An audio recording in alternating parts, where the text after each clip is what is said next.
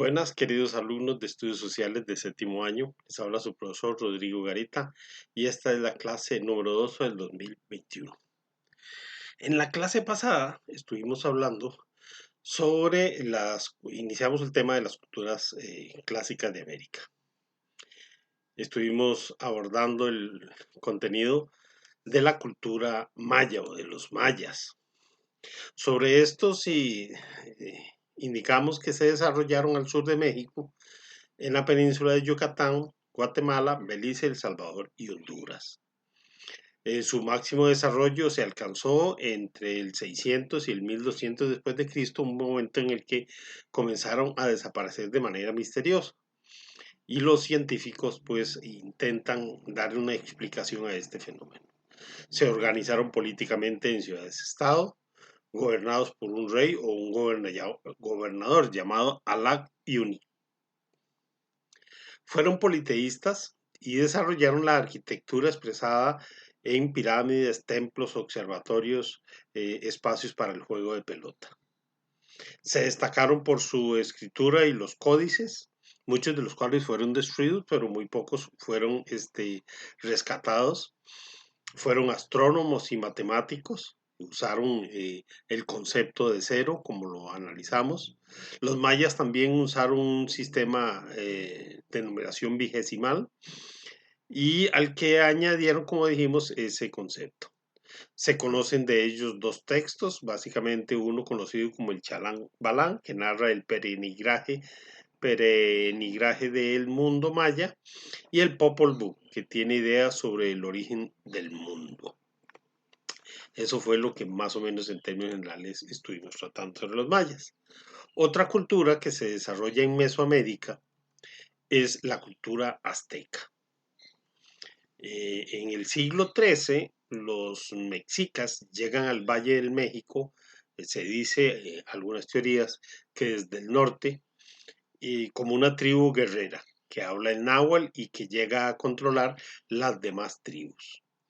Desarrollan en el centro de México varias ciudades. Su principal ciudad es la ciudad de Tenochtitlan, su capital, que como lo muestran ahí y lo decían los cronistas que traía Cortés, era una inmensa ciudad, quizá con construcciones y belleza más grande que las construcciones de las ciudades europeas. Sobre los aztecas podemos decir que es una cultura que se desarrolla hasta la llegada de los españoles del siglo XIII hasta la llegada de los españoles en 1519 y son una tribu guerrera que aplica los sacrificios para eh, apaciguar a los dioses y disuadir a los pueblos enemigos a los que sometía. Y esos pueblos a los que sometía es interesante también decir que les respetaba sus creencias religiosas, pero también los hacía pagar tributo. Se desarrollaron y construyeron una gran ciudad, su capital, que es denominada Tenochtitlan. En cuanto a su organización política, podemos decir que se organizaron en un gran imperio en el centro de México con un emperador o tlatoani, sometido al orden de un consejo. Este tlatoani o emperador es un juez supremo, también es sacerdote y jefe militar, aunque es importante indicar que tenía un poder limitado por el consejo, jefes de los calpullis. Este consejo nombra los 4 grandes nobles que finalmente nombran al emperador. Montezuma II fue el último emperador de los aztecas. En cuanto a la situación económica o su organización económica, hay que decir, bueno, que las tribus sometidas le pagaban tributo que llevaban hasta la ciudad de Tenochtitlan, la capital. Los aztecas lograron comerciar con regiones tan largas como Yucatán y Centroamérica y desarrollaron ciudades como Tlatelolco, Texcoco, Tlacopa y en ellos habían mercados que era una característica de estas ciudades, donde se intercambiaban toda clase de productos. Usaron el maíz, lo consumieron, que fue el alimento fundamental, la base del alimento, pero también cultivaron frijol, calabaza, chile, camote, tomate, piña, aguacate, cacao, magüey, entre otros productos. Domesticaron el guajolote o pavo, el conejo, la codorniz y el perro pelón. La cochinilla la lograron utilizar, que era un animalito pequeñito que usaban para teñir las telas, que posteriormente va a ser muy importante durante la colonia, porque también va a usarse en ese sentido. Desde el punto de vista social, hay básicamente clases sociales como pipilcín o los nobles que administran el Estado y los manzoales o mercaderes, agricultores y artesanos y soldados que eran la otra clase social. El tratuani o emperador es la máxima autoridad, como lo dijimos, y hay que indicar que los artesanos son una clase social muy respetada, dada su especialización en el trabajo. Como decíamos, el mercado azteca de la ciudad de Tenochtitlan, por ejemplo, que es narrada por los españoles, es un inmenso espacio donde se intercambian toda clase de productos, animales, hacen toda una descripción los cronistas de Cortés sobre esta actividad económica que era el sustento prácticamente de la cultura. Desde el punto de vista social, entonces dijimos que el Tratuani era la máxima autoridad, estaban los nobles, ¿verdad? Estaban posteriormente los mercaderes, los artesanos, que eran muy importantes, los plebeyos, y los mayeque o esclavos, que obtenían básicamente de las guerras.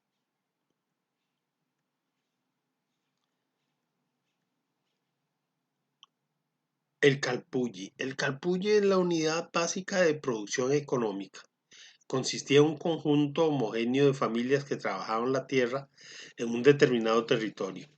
Cada uno era independiente, pero adscrito al Estado azteca. Hacia el año 1500, cuando llegan los españoles, existen unos 20 calpullis. Los hombres son propietarios de sus cosechas y no de la tierra. Tenían la obligación de cultivarlas para no perderlas. Estas tierras permitían el autoabastecimiento de estos calpullis, pero también con él pagaban el tributo al emperador. El administrador o calpulengue del calpulle era elegido por una asamblea de varones y era asesorado por un consejo de ancianos que contaba con un jefe judicial militar, tecutli que se llama. También existe la figura del calpixque o recaudador de impuestos. En la ilustración vemos una chinampa o las chinampas, que son, bueno, como se desarrollaron al interior del lago Texcoco y ahí construyeron su capital los aztecas, construyeron esta serie de islas pequeñitas, estas que vemos aquí, construyeron estas islas donde desarrollaron la actividad agrícola. Toda una gran variedad de artículos fueron cultivados en estas chinampas y los espacios de agua hacían la función de calles por donde se llevaban los productos hacia otros lugares o se traía la materia prima. Los aztecas y sus legados. Los aztecas en realidad se apropiaron de una serie de elementos de sus antecesores, por ejemplo de los olmecas y los teotihuacanos. Eso es muy importante indicarlo. Elaboraron un calendario de 365 días en 18 meses, conocieron las plantas medicinales y entre otras cosas, la cochinilla, de la que ya hablamos. Usando el amate escribieron los códices, que algunos se mantienen hasta hoy día y donde se describen elementos de la cultura azteca, y usaron un sistema vigesimal basado en números del 1 al 19. Desde el punto de vista religioso eran politeístas y tenían dioses que compartían con otras culturas, como Huitzilopochtli, que era el dios del sol y de la guerra, Quetzalcóatl, que es el de la agricultura y el de la sabiduría, y Tlaloc, que era el dios del agua, como decimos, entre otros. Elaboraron piezas de adoración para sus viviendas en el ámbito cotidiano. Tuvieron representaciones antropomórficas y zoomórficas, quiere decir que esculpían eh, elementos con un cuerpo, por ejemplo, de animales con cara de hombres, eh, o viceversa, o elementos naturales a los que les daban eh, un carácter divino. La moral protegió a los dioses y al Estado, y así fue enseñada en las escuelas aztecas. Practicaron el juego de pelota al igual que los mayas, lo cual consideraban una actividad de tipo religiosa. En el arte y la arquitectura desarrollaron grandes ciudades como las que indicamos, con edificios para la adoración, residencias, levantaron diques, canales, calzadas, puentes y plazas de mercado que fueron muy características, como la que vemos en la ilustración a mano izquierda. Esculpieron el calendario de la piedra del calendario del sol.